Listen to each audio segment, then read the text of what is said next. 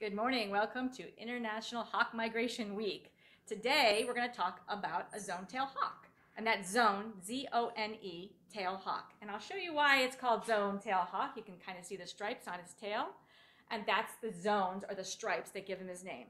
His name is Rio, and Rio came to us as a baby. He was a little nestling. He had fallen out of the nest, and unfortunately he broke a leg, and he actually injured his nostril, his cere up here, which is on his beak. And so that we can fix. As you can tell, his leg looks perfect. We just put a little popsicle stick on there and wrap it up, and his leg heals. But one thing that did happen is a well-meaning person found him on the ground, and they actually hand-fed him.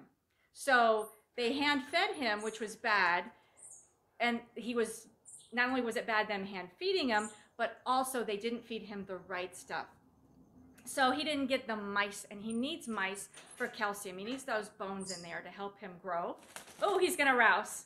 He's gonna be like, yeah, I do. And he needs those bones in there to help him grow properly. And as you can see, his wings don't look like a bird that you would see out in the wild. So they're called bendy bones, and they didn't really grow in well, so he can't fly well. And if you can imagine, if you can't fly well, you can't catch your food, nor can you migrate, which is our theme for today. But a little bit more about Rio being a zone-tail hawk. He actually has the coloring, the black coloring, and it has the same coloring of another bird that you see all the time in the sky here in Arizona.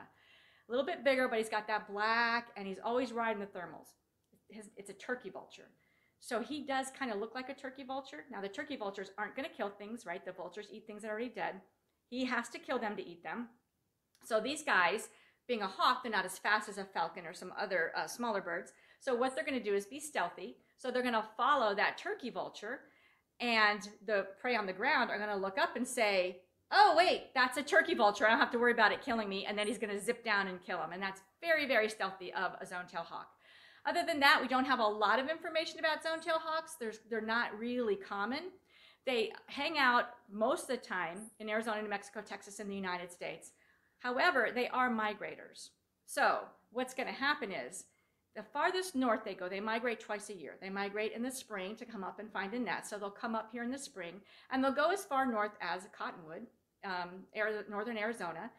And that's where they'll nest, and they'll have their babies, and that's where they hang out. Because they like those really big cottonwood trees. They're not really that excited about being in Arizona among the cactuses and stuff, especially in this heat.